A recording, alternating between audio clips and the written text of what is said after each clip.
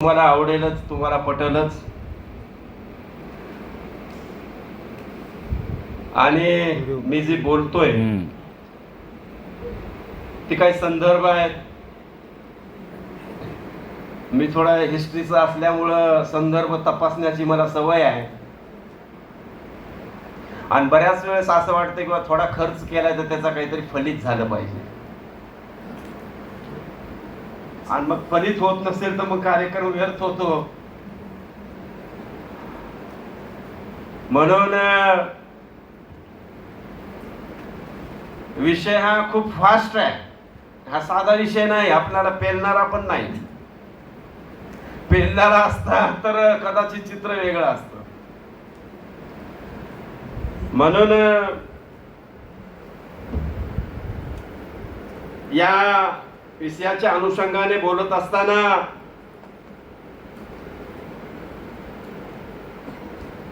काही प्रश्न खऱ्या अर्थाने मला पडत असतात. आता पहिला प्रश्न असा आहे की झुंडी या लुटारूंच्या केव्हा कुठून आल्या, चौकात आल्या दिव्यांच्या काचा फुटून गेल्या. झुंडी या लुटारूंच्या केव्हा कुठून आल्या, चौकात आल्या दिव्यांच्या काचा फुटून गेल्या. दिल्लीत देश सारा लिलाव होत आहे, युवका तुझ्या मशाली कोणी लुटून नेल्या. आता बघा, हे जी म्हणालो ती तुम्ही टाळ्या वाजवावं म्हणूनच म्हणालो.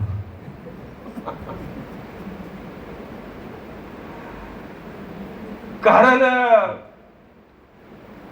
हे टाळ्या वाजवणारे जे हात असतात ना, ते शांत बसले, साले हातच कुठेतरी मिसिंग करतात. तर हा परिसंवाद जो आहे तो एका बौद्धिक क्षमतेवर तपासून पाहण्याचा हा परिसंवाद आहे का नाही. म्हणून मी जेव्हा बोलतोय तर मी आधीच नमूद केले की बाबा तुम्हाला पटलंच असं काही नाही. पण तुम्हाला जी पटो अथवा नाही पटो, मला जी वाटतंय ती बोलण्याचा आम्ही या ठिकाणी प्रयत्न करतो.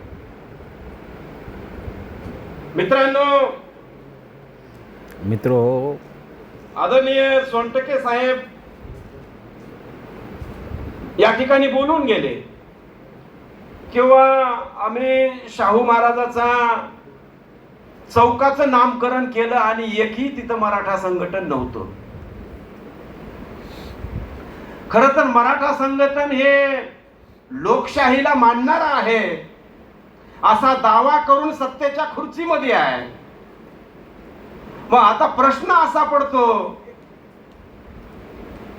की चौकाचं अनावरण करत असताना सत्तेच्या खुर्चीतला विचार जर तिथं नसेल तर मग त्या विचाराने शाहू महाराजाला स्वीकारलेला आहे का नाही.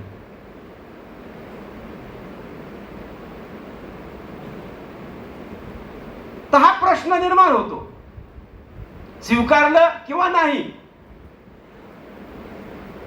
एका बाजूला स्वीकारलं तर सत्तेमध्ये आहेत आणि दुसऱ्या बाजूला जर नाकारलं तर त्याचं नाकारण्याचं कारण काय.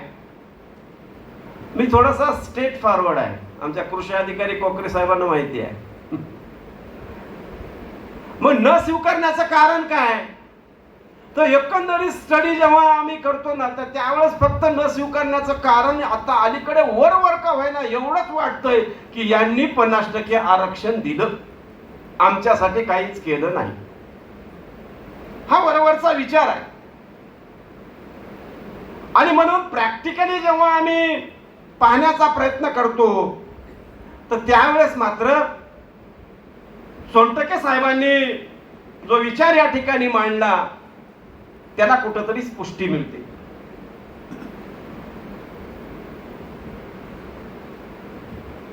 दुसरा विचार या ठिकाणी मांडत असताना आदरणीय प्राध्यापक खोब्रागडे मॅडमनी पण खूप छान, आता मी हे असं तर अध्यक्षांना बोलायचं असतं तर चांगली त्यांनी मांडणी केली विचाराला रंगाचा रंग लागता कामा नये. हे लोकशाहीचंही मूळ तत्व आहे. पण लोकशाही चालवणारे जे ठेकेदार आहेत ते रंगाचा बाजार भरवल्याशिवाय त्या सत्तेमध्ये जाऊ शकत नाही.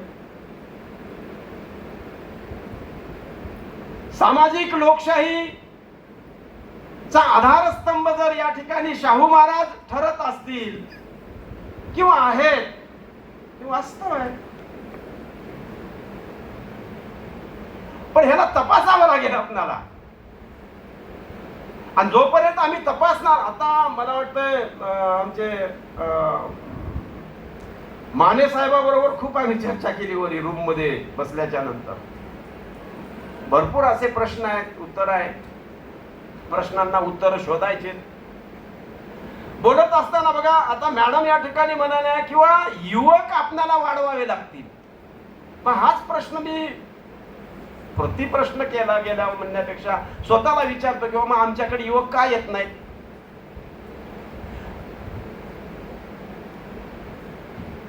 आता आमच्याकडे युवक न येण्याचे कारण काय आहेत?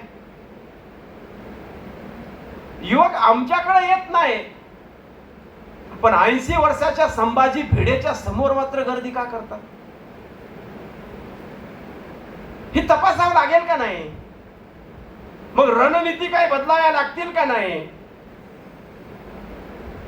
शाहू महाराजांचा पहिला जाहीरनामाच काय सांगतो किंवा त्यांनी कशाला क्रॅक केलंय? शाहू महाराजांनी सगळ्यात पहिल्यांदा क्रॅक करण्याचं काम जर कशाला केलेलं असेल तर रिलिजन ब्युरोक्रसीला केलेलं. रिलिजन ब्युरोक्रसी जी आहे ना या देशामधली, ती इथल्या काम करून घाम गाळून भाकर खाणाऱ्या माणसाच्या उरावर बसलेली आहे. याच ब्युरोक्रसीने या देशातल्या लोकांचं शिक्षण नाकारलं, अस्तित्व नाकारलं. हेच खऱ्या अर्थाने महात्मा फुलेंची मांडणी आहे. महात्मा फुलेंच्या पाठीमागे जरी आम्ही जाण्याचा प्रयत्न केला गेला तर नाहिरे आणि अहिरेवाल्यांचा जो वर्ग, क्रांती प्रतिक्रांती आर्य आणणारे काय भानगडी सगळे असतील, यामध्ये सगळा ह्या दडपला गेलेला आहे. पण यांना वाचा फोडण्याचं काम खऱ्या अर्थाने शाहू महाराजांच्या माध्यमातून झालेलं आम्हाला पाहायला मिळतं. बेसिकली शाहूंचा जर आपण बॅकग्राऊंड जर बघितला गेला तर राजपुतान्यातून आलेला हा परिवार आहे महाराष्ट्रामध्ये. बिदरशाही पासून ते मग तुमच्या आदिलशाही असेल, निजामशाही असेल, या सगळ्या टप्पा करत करत करत शिवशाही मध्ये कोणीतरी एक माणूस येतो आणि कागलची जहागिरी त्यांना मिळते आणि तिथून मग कामाला सुरुवात होते. नाही मग